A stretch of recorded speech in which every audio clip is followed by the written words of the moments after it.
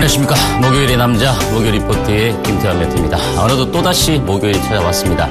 어제 국내 시장이 좀 급반등이 들어오면서 투자자 여러분들이 좀 화색이 좀 돌았을 텐데요. 또 아침에 보니까 미국 시장이 또 빠져 있습니다. 그죠? 오히려 고용 지표가 개선이 되다 보니까 또 9월 달에 금리가 인상하지 않겠느냐 이런 우려감들이 또 미국 시장을 좀 짓눌렀던 그런 모습인데요.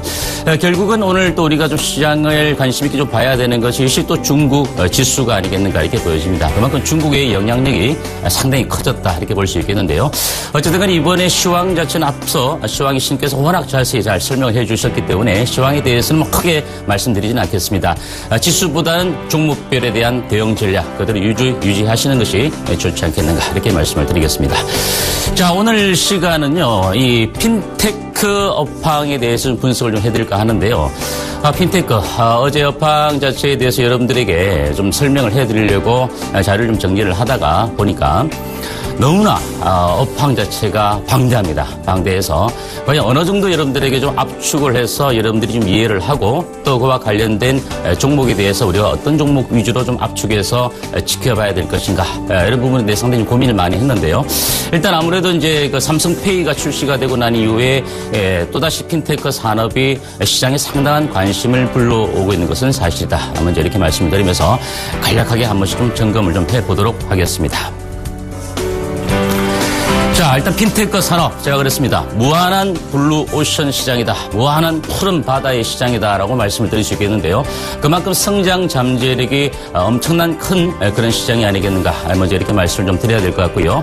핀테크 우리가 많이 얘기를 하는데 일단 모르시는 분도 계실지도 모르겠습니다. 금융과 기술의 접목된 산업 자체가 바로 핀테크 산업이다라고 볼 수 있겠는데요. 일단 전통적인 금융의 IT 기술을 좀 접목을 했다라는 부분들은 우리가 충분히 이해를 할 수 있을 것 같고요. 최근 글로벌 핀테크 투자의 규모 자체가 13년 기준에 30억 달러의 시장이니까 지금 같은 경우에 더 증가되었을 수 있다. 아무 자료를 찾아보니까 그렇게 나타나지가 않아서 일단 13년 기준을 갖고 왔는데 지금은 아무래도 최소한 35억 달러 이상은 되지 않겠는가 이렇게 예상을 해볼 수 있겠습니다.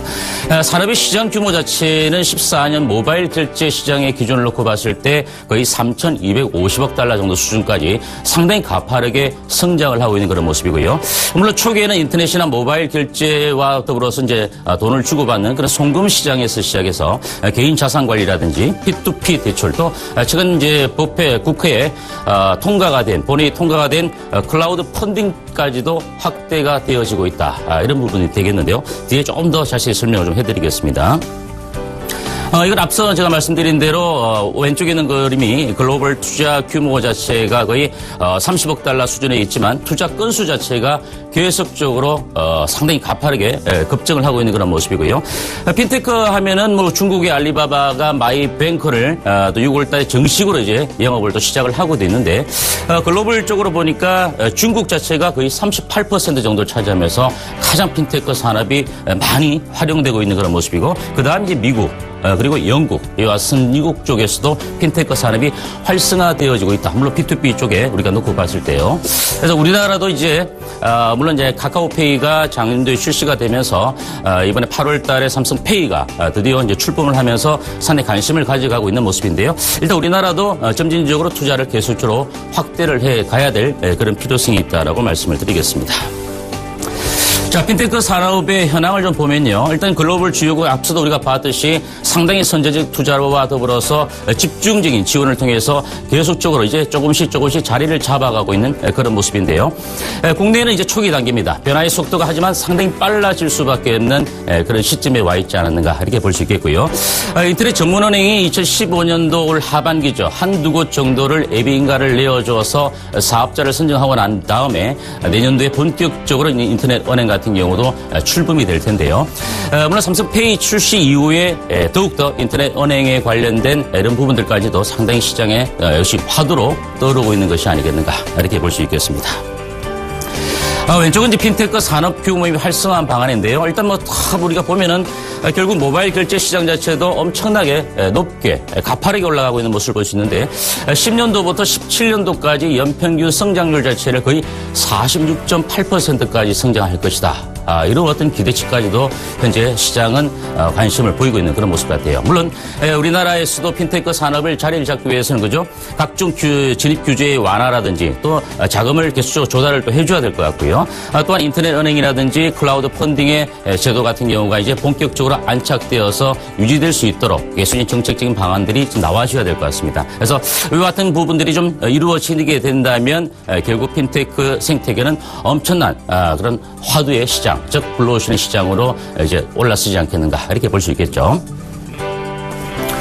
자, 그리고 이제 우리가 관심이 있었던 그 삼성페이의 어떤 우리가 딱 세 가지만 놓고 본다면 삼성페이는 범용성, 그리고 간편성, 보안성적인 측면을 다 가지고 있다. 이렇게 볼 수 있겠는데, 일단 삼성페이 같은 경우는 이제 지불 결제 시스템을 가질 때 기존의 단말기, 우리가 이제 마트에 가서 결제하는 그 단말기 자체를 그대로 우리가 쓸 수 있다는 부분이 되겠죠. 즉, 마그네틱 보안 전송 MST와 관련된 방식까지 지원하기 때문에 애플페이와는 확실히 차별화된 그런 모습을 볼 수 있고, 건그리 무선통신 NFC와 같은 그 애플페이 같은 경우는 신기적으로 계속적으로 건그리 무선통신을 할 수 있는 단말기를 계속적으로 설치해 가야 되는 그런 부담감이 있기 때문에 삼성페이 같은 경우는 미국 시장이라든지 중국 시장이라든지 이런 기존의 단말기와 건그리 무선통신까지 함께 접목을 해놓았기 때문에 충분한 범용성을 가지고 더욱더 시장이 빠르게 침투할 수 있는 부분이 바로 삼성페이다라고 말씀을 드리겠는데요.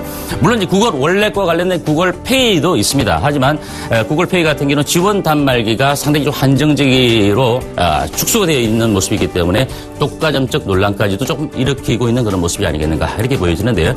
결국은 삼성페이는 우리가 흔히 쓰는 이 스마트폰에 그죠? 신용카드라든지 뭐 체크카드라든지 은행 계좌를 등록해서 간편하게 우리가 결제를 언제든지 할 수 있는 그런 부분이 되겠는데, 그래서 아직까지 저도 이제 삼성페이, 저도 스마트폰이 삼성인데 삼성페이를 써보지는 않았습니다. 카카오페이도 계속적으로 카카오톡에서 이제 페이와 관련된 뉴스들이 떠오르기는 하는데 저도 아직까지 써보지 않았는데 한 번쯤 이제 써볼까 하는 생각을 갖고 있는데 여러분들께서 한번 좀 써보실 필요가 있지 않을까 이렇게 보여집니다. 물론 약간 이제 보안적인 부분에 대해서 역시 핵심이죠. 그 부분에 대한 불안감들이 여전히 좀 남아있는 것은 사실이다. 하지만 그와 관련돼서 최근 들어서 보안주라든지 그죠? 이와 같은 부품주, 또 인터넷 은행주들 여러 가지 이제 업황들이 상당히 시장에서도 주가들이 좋은 흐름을 보였던 것도 사실인데요. 자, 뒤에 좀 보면서 설명을 좀 드릴게요. 삼성페이의 일단 결제 시연 모습은 이제 흔히 우리가 마트에서도 쓸 수 있는 그런 부분이 될 수 있을 것 같고, 애플페이 같은 경우는 근거리 NFC 무선통신인데 확실히 좀 차이점이 있다라는 부분들, 그죠? 흔히 우리가 많이 볼 수 있는 그런 결제 시스템, MST 방식을 삼성페이는 두 가지 다 쓰고 있다. 이런 부분이 되겠고요. 자, 그럼 이제 우리가 핀테크 업황 속에서도 이제 수혜를 볼 수 있는 업체들이 많습니다. 뭐, 결제 사업자, PG 결제 사업자부터 상당히 많은데, 일단 플랫폼 사업자부터 좀 놓고 보면요. 다음 카카오가 카카오페이를 2014년도에 출시를 하고 나서 국내 최초의 간편 결제 시스템을 일단 도입을 했던 그런 모습이고, 물론 네이버도 질 수 없겠죠. 2015년 6월 달에 출시해서 네이버 페이를 만들었는데, 이거와 같은 경우는 이제 네이버의 어떤 우리 접속자 수, 모바일 접속자 수가 하루 2,400만 명 정도에 달한다고 합니다. 그와 같은 그 모바일 가입자의 어떤 그 유인을 통해서 결국 광고 수익을 확대해서 수익성을 도모하겠다. 이런 부분이 될 것 같고요. 물론 통신 사업자도 마찬가지입니다. LG U+의 페이나우라든지 KG 이니시스 결제 사업자와 같은 K페이, 그리고 NH엔터 같은 경우도 페이코 같은 경우를 역시 들 수가 있겠습니다. 이 부분은 이제 모바일 간편 결제를 아까 저도 이제 사용하지 않는 이유 중을 한번 뽑아보니까요. 개인정보 보안, 즉 보안에 대해서 신뢰할 수가 없다라는 부분이 가장 컸습니다. 65%를 차지하고 있는데, 또 이제 그냥 카드로 끊는 것이 편하다. 기존 뭐 새롭게 변해야 되는 모습에 대해서 적응이 되지 않는다. 이런 얘기들이 좀 있을 것 같고요. 또 보니까 스마트폰 분실에 대한 불안감이 더 크다. 그죠? 택시에 뭐 스마트폰 놓고 내렸을 때 나중에 뭐 다른 사람이 주워가서 결제를 하지 않겠는가. 이런 불안감도 역시 여러 가지로 모바일 간편 결제에 대해서 좀 우려감이 있는데, 이런 부분들은 역시 보안적인 부분, 그리고 본인들이 좀 조심을 해야 되는 부분들은 당연하다. 이렇게 말씀을 드리겠습니다. 다음 플랫폼 사업자 중에서 이제 O2O라고 합니다.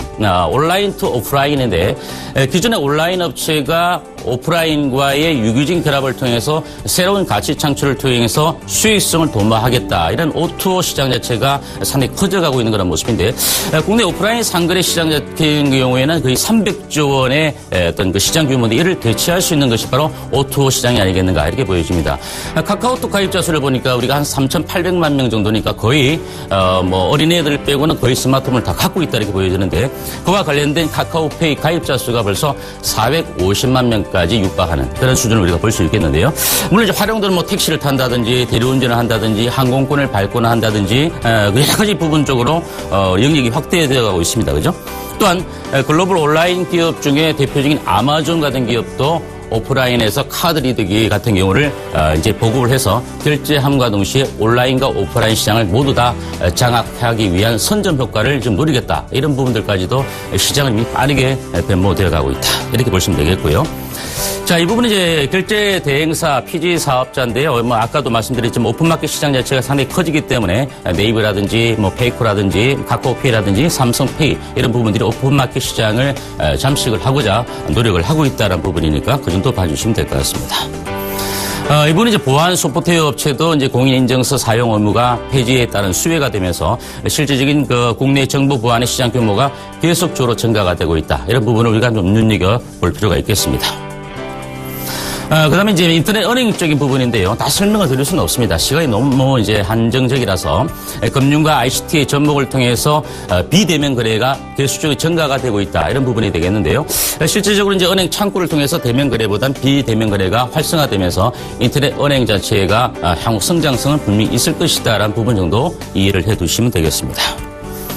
자, 종합 포인트입니다. 국내 삼성페이 출시로 핀테크 산업의 본격적인 성장의 초입 단계에 이제 진입을 했다라는 부분을 우리가 눈여겨봐야 될 것 같고요.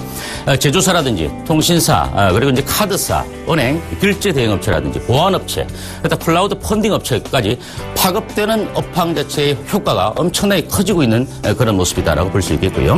결국은 보안이 핵심이죠. 보안이 핵심이기 때문에 이와 같은 보안을 기반으로 편리하고 간편하게 우리가 삼성페이, 그쪽 핀테크 산업을 활성화할 수 있는 방안 쪽으로 결국은 우리가 목적지는 그렇게 가야 되지 않겠는가 이렇게 말씀을 드리겠습니다.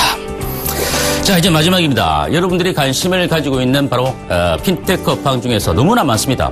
보안주 모듈 업체부터 시작해서 인터넷 은행 너무나 많기 때문에 하지만 여러분들에게 압축을 좀 해서 소개를 드리려고 제가 오늘 5종목 정도만 압축을 했는데요.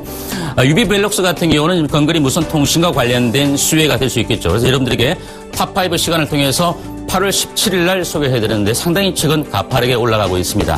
조금씩 관심을 가져볼 만한 종목이고요.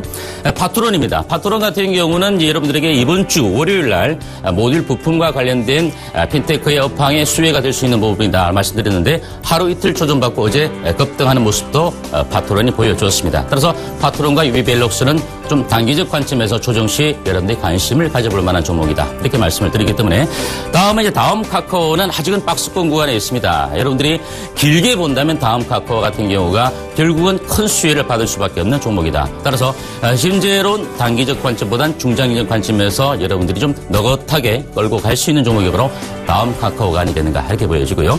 마지막으로는 통신 사업자 가운데 KT 같은 경우도 실질적으로 우리은행이라든지 또는 교보생명과 함께 컨소시엄을 구성해서 핀테크 산업에 들어가려고 하고 있는 그런 모습이니까 역시 KT 같은 경우도 바닥권에 있으니까 여러분들이 좀 중장기적 관점에서 지켜봐 주시기 바라고 마지막으로 슈프리마 같은 경우도 상당히 실질이 괜찮은 종목입니다. 지문 감식과 관련된 연루된 종목이다 보니까 이 종목 같은 경우는 많이 빠져 있습니다. 그래서 중장기적 관점에서 여러분들이 접근 전략을 세워가시면 좋지 않겠는가 이렇게 말씀드리니까 오늘 이렇게 5종목 정도 압축해서 봐주시기 바랍니다.